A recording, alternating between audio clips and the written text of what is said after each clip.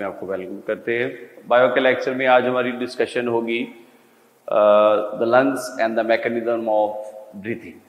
उम्मीद है कि पहले लेक्चर्स आप सबको क्लियर होंगे, तो इंशाल्लाह आज भी जो है ना वो आप लोगों को बहुत बेहतर तरीके से समझाया जाएगा, ताकि आप लोग इस चीज़ को जो है ना वो अपने अंदर बिठा लें कि असल में जो लंग्स हैं उनका स्ट्रक्चर किस तरह का होता है, कैसी उनकी डिस्क्रिप्शन है, और उसके बाद हम मैकेनिज्म ऑफ ब्रीथिंग का भी डिस्कशन करेंगे कि कैसे जो है वो हवा अंदर आती है। वो हमने पैसेज वे तो पढ़ लिया था कि किन किन रास्तों से गुजरकर हवा जो है वो अंदर पहुंचेगी, लेकिन आज हम डिस्कस करेंगे कि हाउ दैट हैपन्स, कि ये होता कैसे, कैसे हवा अंदर आती है। ये ऐसे तो नहीं कि उड़ी चली आई और हवा हमारी बॉडी में घुस गई और वहाँ से बाहर निकल गई। इसके पीछे बाकायदा तौर पर मसल्स की भी जो है वो वर्किंग है, ये सारे जो है ना वो मौजूद है वहाँ पर। तो हमारा जो टॉपिक है बेसिकली वो है द लंग्स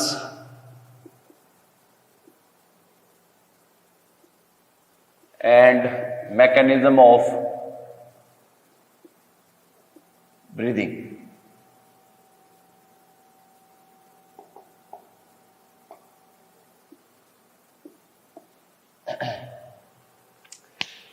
हम जो लंग्स हैं वो एक प्रॉपर वर्क, इनका एक रोल है हमारी बॉडी के अंदर कि किस तरह से ये जो है ना वो हमारे बॉडी के अंदर जो है वो एयर पैसेज वे या गैसियस एक्सचेंज को जो है वो टेक ओवर करते हैं। ये सब चीज़ें हम इसमें डिस्कस करेंगे। तो सबसे पहले तो हम लंग्स की बात करेंगे कि लंग्स क्या है और कहाँ मौजूद होते हैं।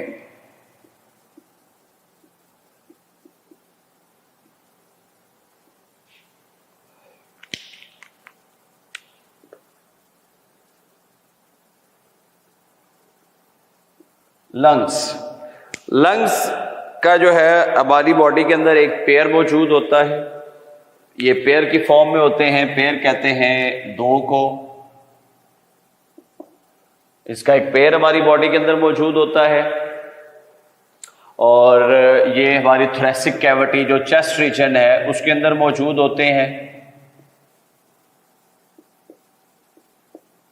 चेस्ट रीजन में हमारे पास जो है वो हमारी रिब्स होती है। रिब्स जो है वो इनके 12 पेयर्स होते हैं, टोटल जो है वो 24 रिब्स होती है। रिब्स के इनसाइड नीचे जो है वो थोरेसिक कैविटी के अंदर हमारे जो है वो लंग्स मौजूद होते हैं। अब ये जो रिब्स होती हैं इनको कंट्रोल करते हैं इनके साथ लिंक्ड इंटरकोस्टल मसल्स।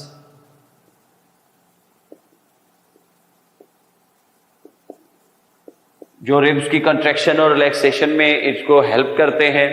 तो ये इसका एक जो है वो बेसिकली इसका वकू है, इसका जो है वो एरिया है कि हमारे जो है ना ये चेस्ट रीजन के बिल्कुल बीनीथ ये मौजूद होते हैं। ऊपर हमारे जो है ना वो 12 पेयर्स 24 चेस्ट रिब्स होती हैं, और उन रिब्स को जो है वो उनको मूवमेंट के लिए उनके अंदर क्या मौजूद होते हैं, इंटरकोस्टल मसल्स, जो उनकी वर्किंग को जो है ना वो परफॉर्म करवा रहे होते हैं। ये सारी चीज़ें आप लोगों को समझ लग रही होंगी। इसको अगर हम वैसे आपको बताया जाए तो this is the chest region, और ये इस रीजन में जो है वो हमारे जो रिब्स हैं इनके बीनीथ जो है दोनों लंग्स हमारे मौजूद हैं।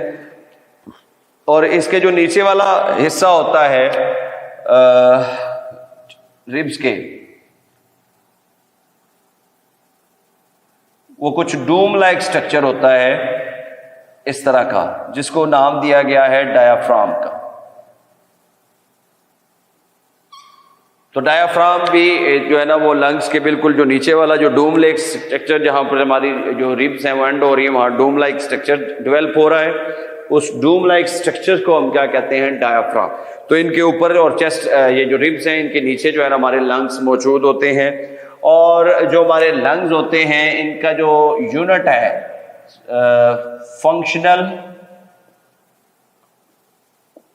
And structural unit of lungs, वो कहलाता है एल्वियोलाई। के जो लंग्स के अंदर वर्किंग हो रही है या लंग्स के अंदर जो भी सारे सिलसिले मौजूद हैं, लंग्स का जो अंदर का स्ट्रक्चर है, लंग्स के अंदर जो वर्किंग हो रही है, that all depends on alveoli. These are finger like projection present in, जो सरफेस एरिया को इंक्रीज करती हैं, और गैसियस एक्सचेंज का जो मेजर मैकेनिज्म होता है वो परफॉर्म हो रहा है होता है थ्रू एल्वेलाई। एल्वेलाई के बाद हम बात करते हैं कि हमारे पास जो है वो 2 किडनीज होते हैं, और 2 किडनीज जो है वो इस तरह से अपने अपने जो है ना तरफ के जो ब्रोंकाई है उसके अंदर मौजूद होते हैं।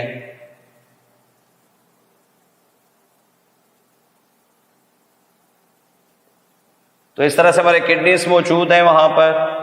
इसमें जो हमारे पास ये लेफ्ट वन होगा, ये राइट वन होगा। जो लेफ्ट होगा उसका साइज थोड़ा स्मॉलर होगा, और जो राइट वन होगा उसका साइज थोड़ा लार्जर होगा, उसके अंदर सरफेस एरिया भी लार्जर मौजूद होगा। ये सारा चीजें आ जाती हैं। लेफ्ट जो लंग होगा उसमें स्मॉलर होगा और उसमें 2 लूब्स होंगी, और जो राइट वन होगा वो लिटिल लार्जर होगा, उसमें 3 लूब्स होंगी।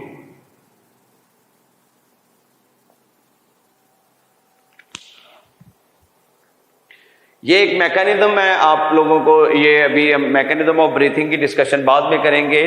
ये मैंने लंग्स के स्ट्रक्चर के बारे में थोड़ी डिस्कशन की है, मैं इसको थोड़ा सा दोबारा से आपको बता देता हूं कि लंग्स जो है वो पेयर की फॉर्म में हमारी बॉडी के अंदर मौजूद होता है। 2 मौजूद होते हैं, लेफ्ट और राइट। थोरेसिक कैविटी जो सीने का हिस्सा होता है वहाँ ये मौजूद होते हैं, वहाँ इनकी प्रेजेंस होती है, और इस तरह से ये उस जगह पर मौजूद होंगे। और ये चेस्ट रीजन कहलाता है, हमारा जो सीने का हिस्सा है, सीने का जो रीजन है उसको क्या कहते हैं, वहाँ चेस्ट रीजन कहते हैं। इसमें जो है ना इस चेस्ट रीजन के ऊपर जो है वो 12 पेयर्स ऑफ रिब्स मौजूद होते हैं। रिब्स जो है वो इनके पास क्या मौजूद होते हैं, इंटरकोस्टल मसल्स। इंटरकोस्टल मसल्स जो होते हैं वो रिब्स की मूवमेंट को अप डाउन करते हैं। तो बिल्कुल रिब्स के नीचे जो है वो लेफ्ट और राइट पे हमारे 2 लंग्स मौजूद होते हैं, और उसके जो नीचे वाला जो रीजन होता है वो डूम लाइक स्ट्रक्चर होता है। उस डूम लाइक स्ट्रक्चर को क्या कहते हैं, डूम लाइक स्ट्रक्चर, इसको कहते हैं गुंबद नुमा। गुंबद नुमा जो स्ट्रक्चर होता है इसको जो है वो डायाफ्राम कहते हैं। तो डायाफ्राम जो है ये लंग्स के नीचे वाले रीजन में होता है। तो इस तरह से ये चीजें जो है ना इसमें मौजूद होंगी।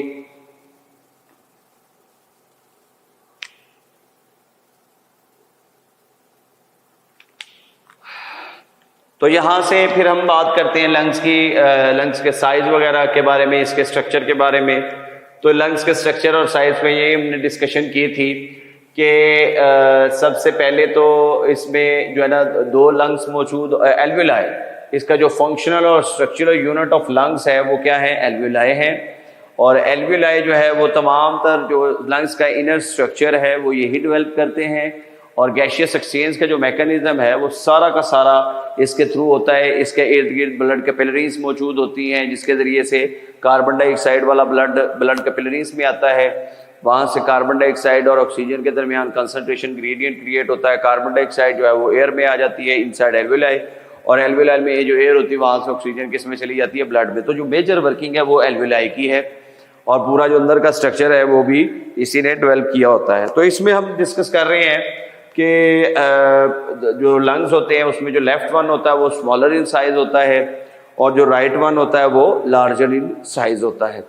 और इसके अलावा जो है ना स्मॉलर लंग के अंदर 2 लूब्स होते हैं, और जो लार्जर लंग होता है उसमें 3 लूब्स होते हैं। तो ये एक लंग्स का स्ट्रक्चर है। इसको एक दफ़ा फिर से आपको brief discussion end of the topic हम बात करेंगे। अभी हम बात करते हैं मैकेनिज्म ऑफ ब्रीथिंग की।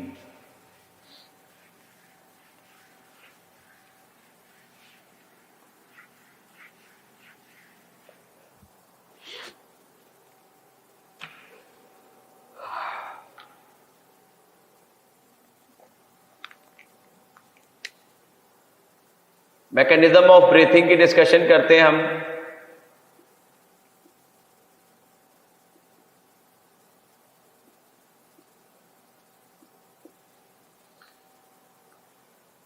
कि किस तरह से जो है वो ब्रीदिंग का सिलसिला होता है, कैसे हवा इनसाइड आती है, कैसे हवा आउटसाइड जाती है, इस सब को हम एक डिटेल डिस्कशन में आज डिस्कस करेंगे। तो आप लोग इसको ज़रा गौर से देखिएगा। सबसे पहली बात तो इधर ये होगी कि ये मैकेनिज्म ऑफ ब्रीथिंग दो फिनोमिना पर मुश्तमिल है। इसमें सबसे पहले क्या होगा, इनहेलेशन होगी। इसको दूसरा नाम क्या दिया गया, इंस्पायरेशन। फिर इसके साथ जो दूसरा इसके अपोजिट होगा, एक्सहेलेशन होगी। उसको क्या कहते हैं, एक्सपिरेशन। तो दो मैकेनिज्म जो होते हैं, ये दो फिनोमिनाज होंगे, तो ये टोटल एक दफा जो है वो एयर इन आउट होगी। इन दोनों फिनोमिनाज, इन दोनों प्रोसेसेस के नतीजा में एक दफा एयर इन होगी और एक दफा आउट होगी। इस पूरे मैकेनिज्म को दो हिस्सों में डिवाइड किया गया है। इनहेलेशन या इंस्पायरेशन, हवा का अंदर आना, एक्सहेलेशन या एक्सपायरेशन, हवा का बाहर जाना। तो ये दो पॉइंट्स हैं जिनको हम आज डिस्कस करेंगे। ये एक दूसरे के अपोजिट हैं और इंपॉर्टेंट पॉइंट्स हैं, इनको जरा गौर से देखिएगा। सबसे पहले हम बात करेंगे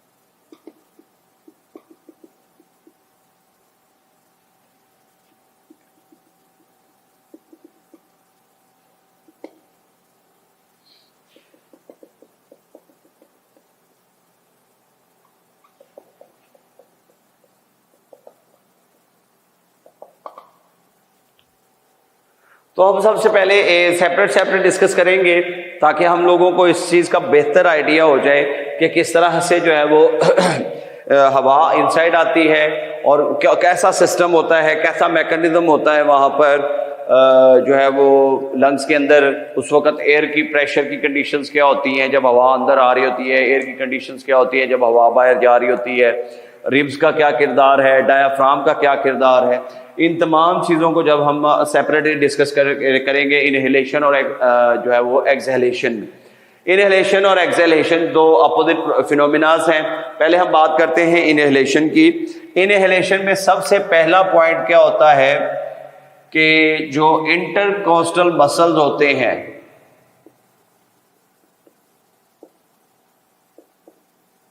ऑफ रिब्स, ये कॉन्ट्रैक्ट करेंगे। तो जो सबसे पहला जो काम है वो जो इंटरकोस्टल मसल्स हैं रिब्स के, वो क्या करेंगे, कॉन्ट्रैक्ट करेंगे। जब वो कॉन्ट्रैक्ट करेंगे तो वो सुकड़ेंगे। सुकड़ के वो जो रिब्स हैं उनको अपनी तरफ वो जो है ना वो पुल करेंगे। जब वो अपनी तरफ पुल करेंगे तो जो रिब्स हैं वो ऊपर की तरफ आएंगे। जो रिब्स हैं वो ऊपर की तरफ आएंगे। ये सबसे पहले आप लोगों को क्लियर किया है कि जो रिब्स हैं चूंकि वो लंग्स के ऊपर मौजूद होती हैं और लंग्स को दबा के रखा होता है, तो जब इन आना होता है एयर ने, तो सबसे पहले क्या होगा कि जो इंटरकोस्टल मसल्स हैं रिब्स के वो कॉन्ट्रैक्ट करेंगे। कॉन्ट्रैक्ट करने से वो सुकड़ेंगे और स्मॉलर हो जाएंगे। स्मॉल होंगे तो वो रिब्स को भी ऊपर पुश करेंगे। तो we can see the mechanism of contraction and relaxation of ribs. जब हम लेटे हुए होते हैं तो अक्सर जो है ना वो दिस फिनोमिना अकर हो रहा होता है, रिब्स ऊपर आती है फिर नीचे जाती है। तो जब ये इंटरकोस्टल मसल कंट्रैक्ट करते हैं तो रिब्स ऊपर की तरफ आती है। इसके साथ साथ जो डायाफ्राम है, मसल्स, उसके भी जो मसल्स होते हैं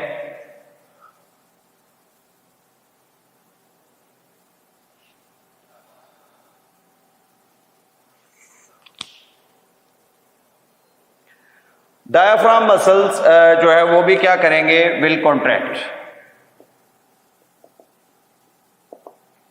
डायाफ्राम के मसल्स भी कॉन्ट्रैक्ट करेंगे और कॉन्ट्रैक्ट करने के बाद ये जो है वो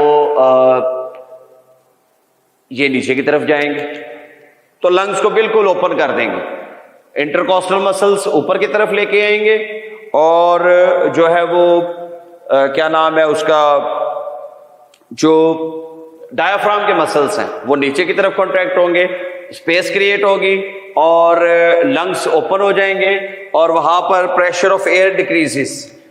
इस प्रेशर ऑफ एयर क्या हो जाएगा, डिक्रीज हो जाएगा।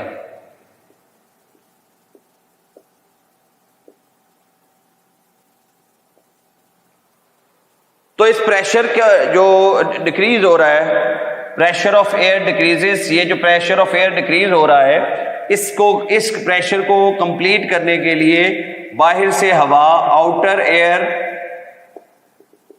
Will run into the lungs.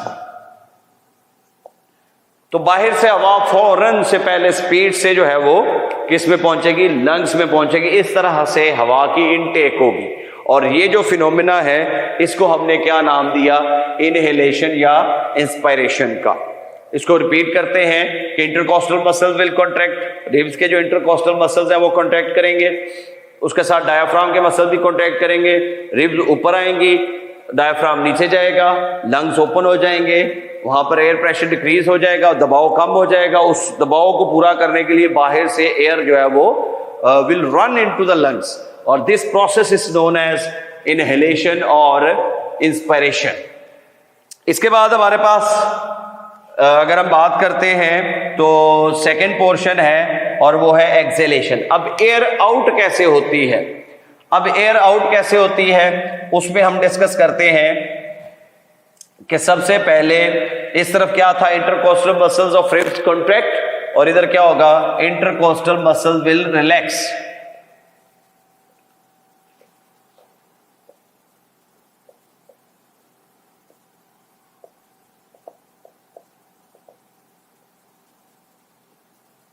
Intercostal muscles of ribs will relax, वो वापस चले जाएंगे।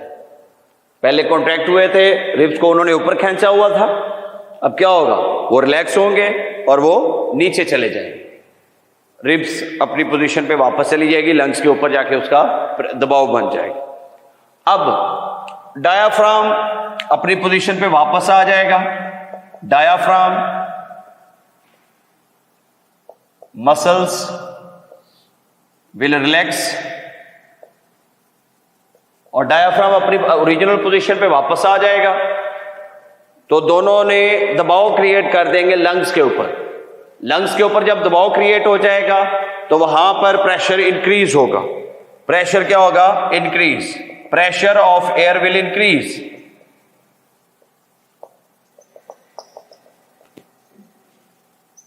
एयर का प्रेशर जब इंक्रीज होगा तो अब जो है जो लंग्स हैं वो हवा से भर चुके होंगे और यहां पर क्या फिनोमिना होगा, जब दबाव ऊपर नीचे से पड़ेगा, air will run out of lungs.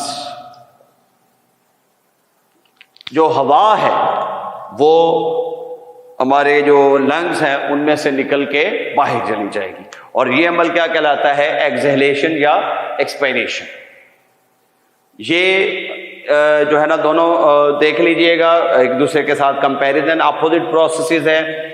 Inhalation में intercostal muscles of ribs contract करते हैं, एक्सहेलेशन में intercostal muscles of ribs relax करेंगे। इधर डायाफ्राम मसल विल कॉन्ट्रैक्ट और एक्सहेलेशन में diaphragm muscle will relax. Here pressure of air decreases, here pressure of air increases. Outer air will run into the lungs, air will run out of the lungs. ये inhalation और exhalation है, ये है mechanism of breathing. इसके अलावा थोड़े से इसके अंदर और डिस्कशन है कि अगर हम नॉर्मल वर्किंग कर रहे होते हैं तो उस वक्त हमारा ब्रेथ रेट क्या होता है और जब हम जो है वो कोई एक्सरसाइज या हार्ड जॉब कर रहे होते हैं तो उस वक्त जो है ना वो ब्रीदिंग सिस्टम क्या होता है। तो नॉर्मली जो हमारा जो नॉर्मल हमारा जो ब्रेथ रेट है वो 16 to 20 पर मिनट है। एक मिनट में 16 से 20 बार नॉर्मली हम सांस लेते हैं। इसमें एक मैकेनिज्म होगा इनहेलेशन एंड एक्सहेलेशन एक कंप्लीट जो है ना वो होगा, ये 1 कंसीडर होगा। 16 टाइम इनहेल और एक्सहेल होगा, या 16 से 20 टाइम इनहेल या एक्सहेल होगा इन 1 मिनट। अब वहां पर हमारे जो है वो क्या, जो जिस तरह हमारे दिमाग के अंदर थर्स्ट सेंटर मौजूद होता है, जब हमें प्यास वगैरह लगती है तो हमें वो फौरन बताता है कि प्यास लगी है तो पानी पिए, तो थर्ड सेंटर एक पैगाम भेजता है। इसी तरह से हमारा जो है वो ब्रीथ सेंटर भी मौजूद है दिमाग के अंदर, जो हमें सांस के हवाले से करता है कि if we are doing normal jobs तो वो नॉर्मल रूटीन में चल रहा होगा, और अगर हमारा ब्रेथ रेट इंक्रीज करना होगा तो वहाँ से पैगाम आएगा जिससे हमारा जो है ना वो ब्रेथ रेट जो है वो इंक्रीज कर जाएगा। तो ये सारा सिलसिला है। वहाँ पर जब हम कोई हार्ड जॉब कर रहे होते हैं, जब कोई हार्ड जॉब कर रहे होते हैं, हम यहाँ पर हार्ड जॉब लाइक एक्सरसाइज वगैरह कर रहे होते हैं, तो उस वक्त जो है ना हमें चूंकि ज़्यादा ऑक्सीजन रिक्वायर्ड होती है, मेटाबॉलिक एक्टिविटीज़ क्या हो चुकी होती हैं, स्पीड अप हो चुकी होती हैं, तो इन सब चीज़ों के जो है ना वो मद्देनज़र रखते हुए हम जो है ना वो बात करेंगे कि ब्रीथ सेंटर हमें बताएगा कि we need more oxygen, we have to exhale more carbon dioxide which is in result of metabolic activities in hard jobs like exercise etc. So breath more, तो breath rate जो है वो हमारा इन exercise और ये 32 डबल हो जाता है, 40 मिनट्स हो जाता है पर मिनट हो जाता है इन एक्सरसाइज और ये वो सारा। तो ये असल में क्या होता है कि बॉडी में ऑक्सीजन की रिक्वायरमेंट और कार्बन डाइऑक्साइड की एक्सेस के ऊपर डिपेंड करता है कि हमारा ब्रेथ रेट किस तरह का होगा, कितना ज़्यादा होगा। अगर जो है वो इससे अगर नॉर्मल कंडीशन में हम लेटे हुए हैं या बिल्कुल नॉर्मल को वर्किंग कर रहे होते हैं, तो उस दौरान जो है वो बिल्कुल नॉर्मल हमारा ब्रेथ रेट चल रहा होता है, वो 16 to 20 टाइम्स होता है।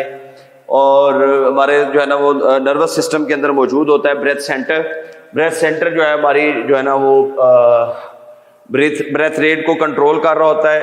If we are doing some hard jobs और for example we are doing exercise और running fast, so this condition we need more oxygen and we need to exhale more carbon dioxide, so breath rate will increase by that message will come from breath center, and our lungs will working hard to exhale carbon dioxide and inhale oxygen. So in that case our breath rate will move from 30 to 40 times per minute.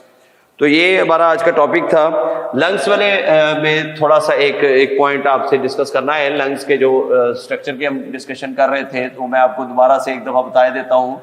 Lungs के बारे में हम बात कर रहे थे कि एक लेफ्ट लंग है और एक राइट है, उनके बारे में हम थोड़े से डिस्कशन कर रहे थे। मैं दोबारा से उसके बारे में एक पॉइंट बीच में जो है वो आपसे शेयर करूँगा कि ये स्मॉलर इन साइज होता है और ये लार्जर इन साइज होता है। ये थोड़ी सी समरी उसकी मैं दोबारा से पेश कर देता हूँ। लार्जर इन साइज, ये इसमें 2 लूब्स होते हैं और इसमें 3 लूब्स होते हैं। अब इन दोनों लंग्स के इनर और आउटर एक मेम्ब्रेन मौजूद होती है, जिसको इनर प्लूरल, अंदर वाली को इनर प्लूरल कहते हैं और बाहर वाली को आउटर प्लूरल कहते हैं, मेम्ब्रेन।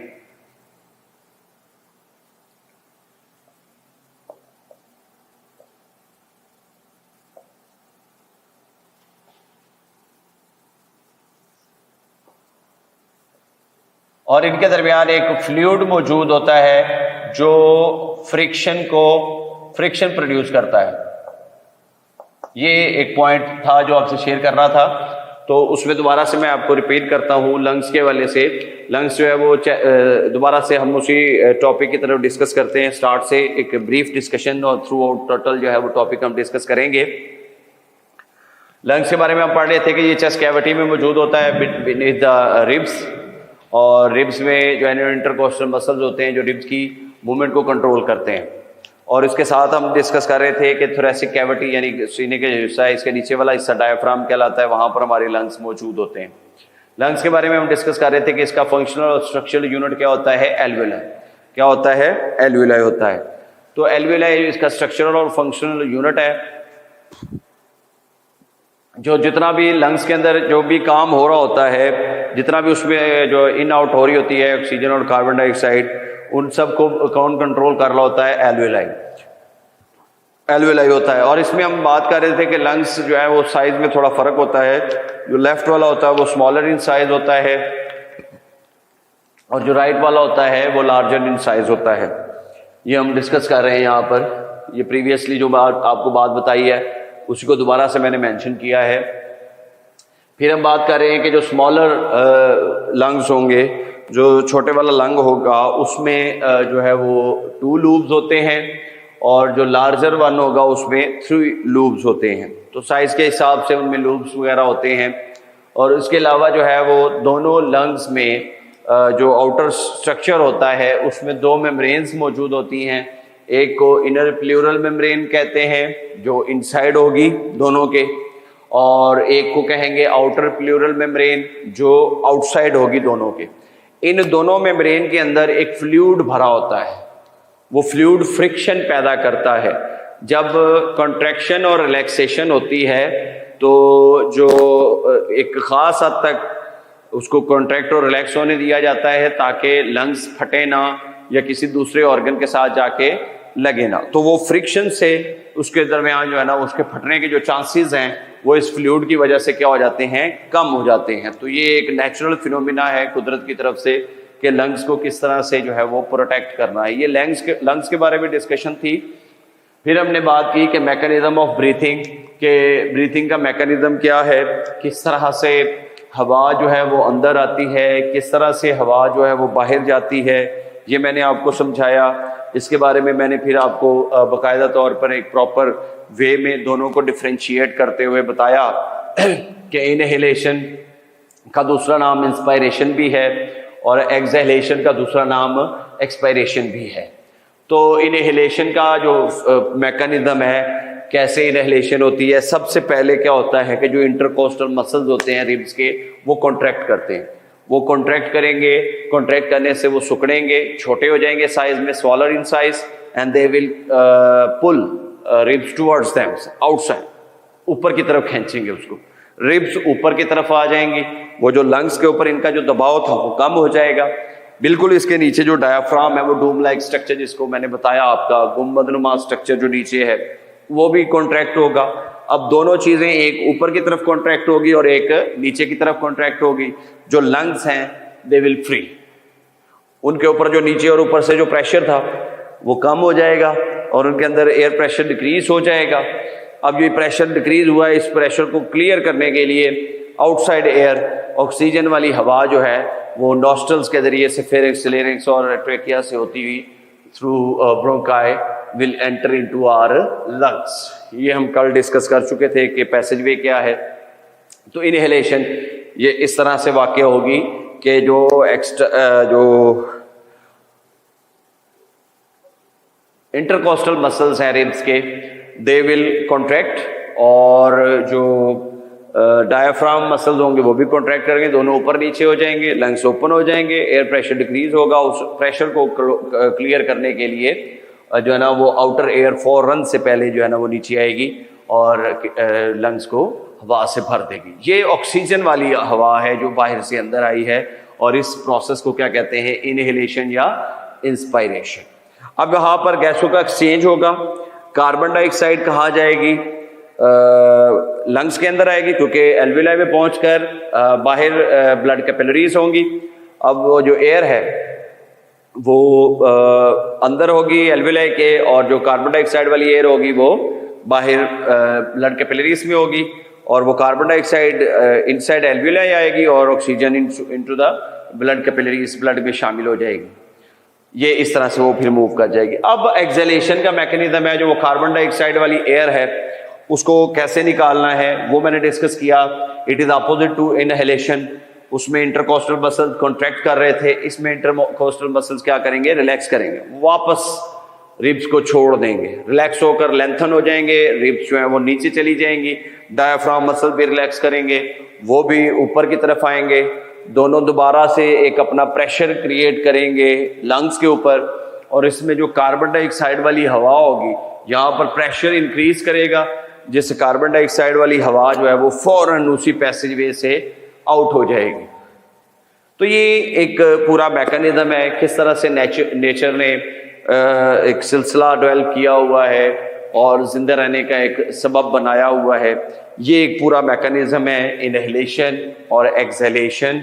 इंस्पायरेशन भी कहते हैं इनहेलेशन को, एक्सपायरेशन एक्सपायर, बाहर निकालना, इंस्पायर इनसाइड। तो ये चीज़ें आ जाती हैं। इसके बाद हम डिस्कस कर रहे थे कि हमारा जो नॉर्मल ब्रेथ रेट है वो 16 to 20 टाइम्स पर मिनट है। जब हम बिल्कुल नॉर्मल कंडीशंस में होते हैं, बिल्कुल कोई काम नहीं कर रहे होते, तो एक नॉर्मल सेटअप पे हमारा जो लंग्स हैं वो वर्किंग कर रहे होते हैं। ये हमारा सिलसिला इसमें है। अब इसमें जो है वो जिस तरह हमारे दिमाग के अंदर पानी से रिलेटेड एक थर्ड सेंटर मौजूद होता है, वो हमें प्यास की सिचुएशन में बताता है कि इस वक्त जो है वो प्यास लगी है, आपने ये एक्टिविटी करनी है या ये एक्टिविटी करनी है, ये सिलसिला वहाँ पर चल रहा होता है। तो इसी तरह से हमारे दिमाग के अंदर एक जो है वो ब्रेथ सेंटर भी मौजूद है जो ब्रीदिंग को कंट्रोल करता है। If we are in normal condition, breathing will be normal. If we are in some type of hard jobs और doing some exercise, we need more oxygen, we need more carbon dioxide to exhale, we need more oxygen to inhale. So breath center will send a message for to the muscles to contract and relax more frequently, that the mechanism of breathing will change, the rate of breathing will high, and in exercise it is a double, it is 30 to 40 times per minute. तो वो ज़रूरत के मुताबिक होता है कि कितनी oxygen intake करनी है और कितनी कार्बन डाइऑक्साइड इंटेक करनी है। नॉर्मल सर्कमस्टांसिस में we have to do more breathing, to inhale more oxygen and to exhale more carbon dioxide. This is all for today. ये था हमारा आज का topic, lungs and mechanism of breathing. उम्मीद है आप लोगों को तमाम बातें अच्छे से क्लियर हो चुकी होंगी। इंशाल्लाह नेक्स्ट सेशन में मुलाकात होगी। अपना